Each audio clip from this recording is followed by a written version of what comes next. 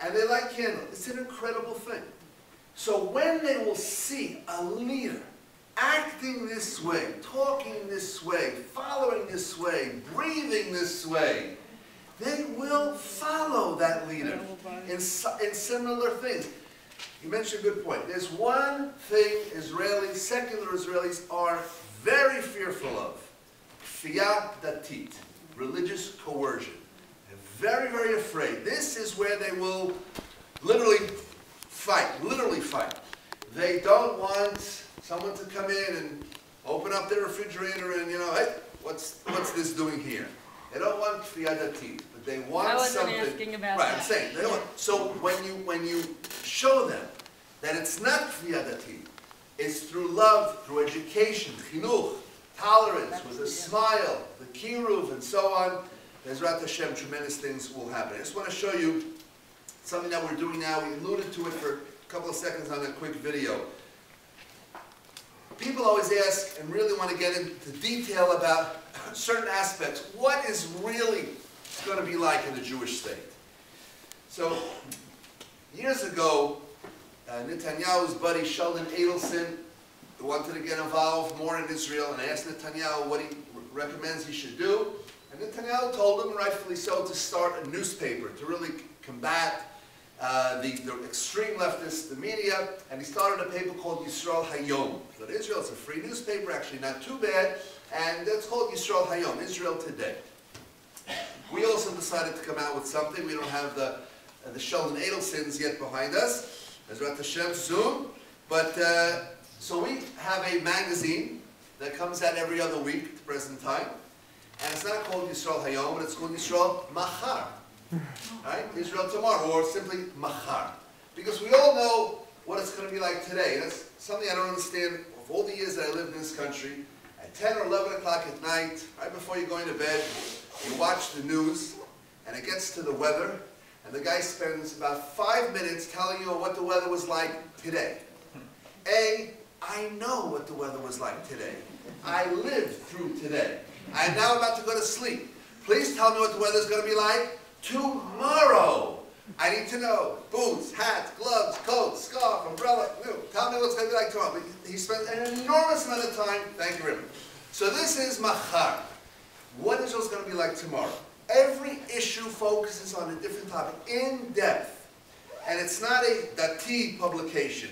So we give it out in universities across the country, also in shuls.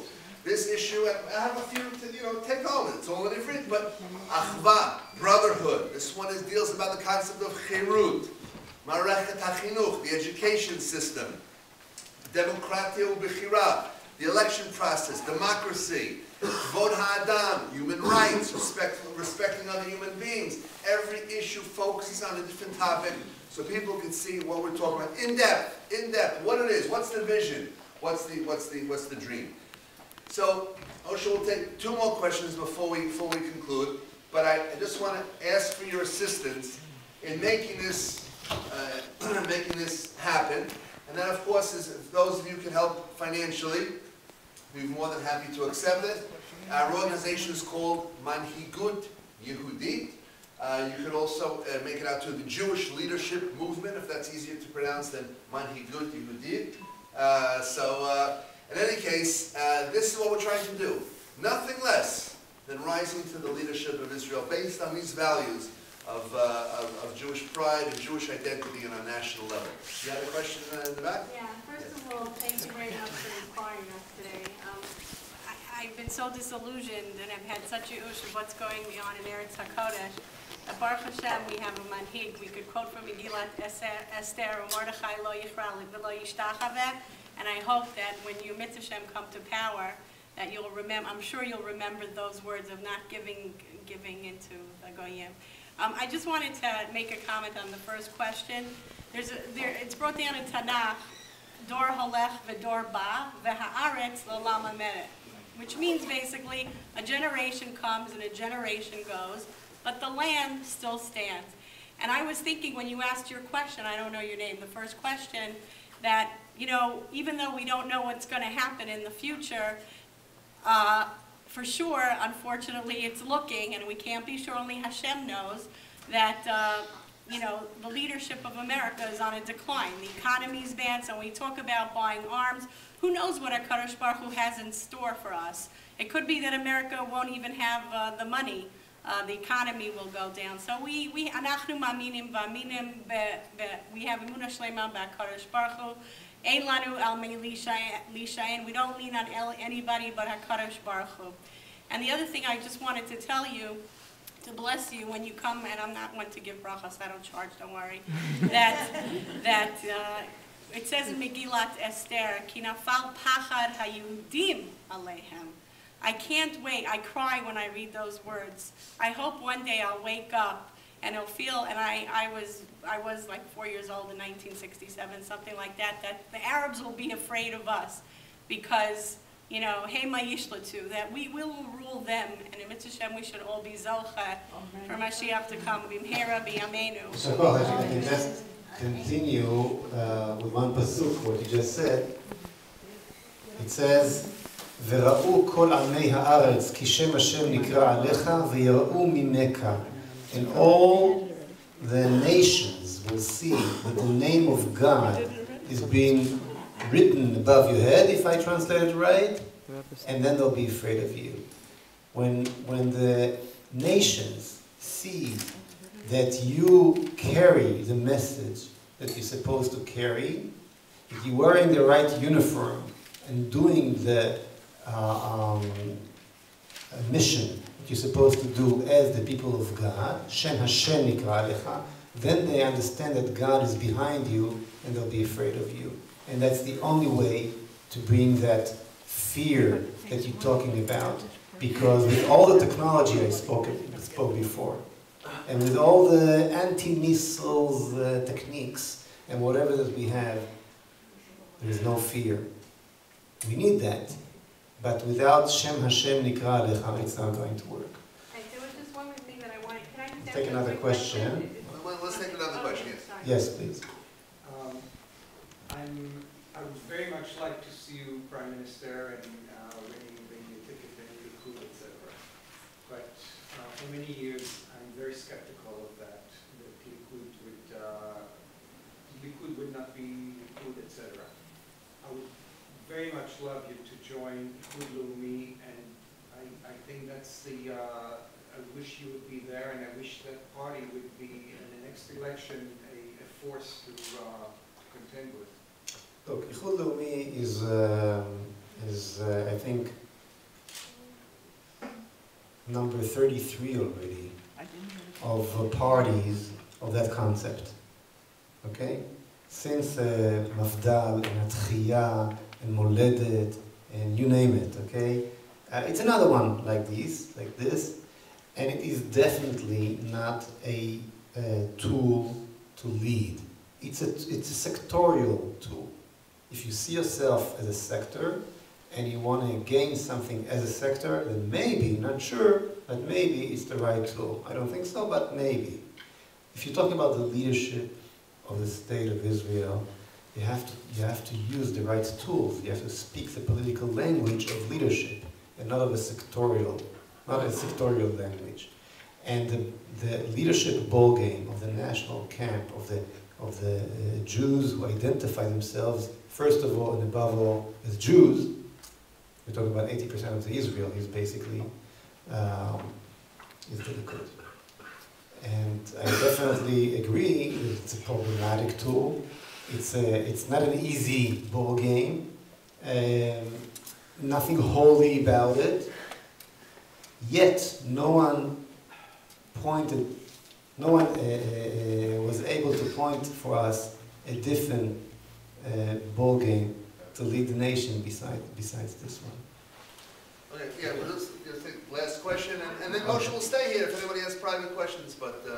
Yes, first of all, I want to commend you for being so upbeat about all this. I personally, to echo what the gentleman just said before, I'm a little bit depressed because I've been going to these meetings for 25 years. Are you going where? I've been going to these kinds of meetings when Rabbi Kahana was alive for the past 25 years, and we heard the same thing then, and he was going to be prime minister, and things didn't turn out that way. I have to tell you, just as a side note, I walked in tonight and I was shocked that there was no security at the door. You need to protect yourself. Yes. That's very important to us. We came here, we want you to move on, you need to protect yourself. That's besides the point. Make sure there's security next time. Any idiot can walk in here and it's not going to be good. I met Kahana a few weeks before he was killed on Friday night, and I asked him, Hashem has to take care of you. What are you doing? He said, Hashem will take care. And we were crossing the street together. So you need to take care of yourself with security. It costs a little extra money. Charge $5, we'll all pay. But my question is, the issue is not the Arabs. The issue is not America. The issue is us. That has always been the issue. We're Akashe Orev. You're dealing with the Erev Rav for the most part. The Likud is a bunch of hooligans in the Likud. Now half of the Likud is turning in the right direction. We don't have 29 years like Menachem Begin to wait till we get into power. So what's the process in Mikesh Titapo? But what's the process?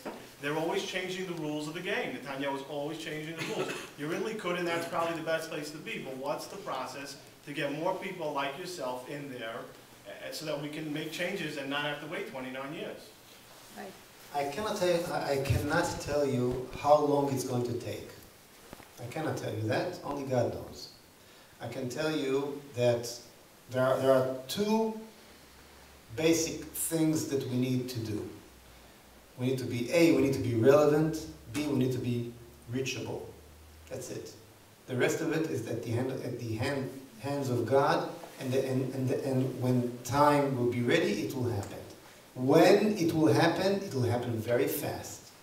I'll be, Be'ezrat Hashem, God willing, the Prime Minister of Israel, surprisingly.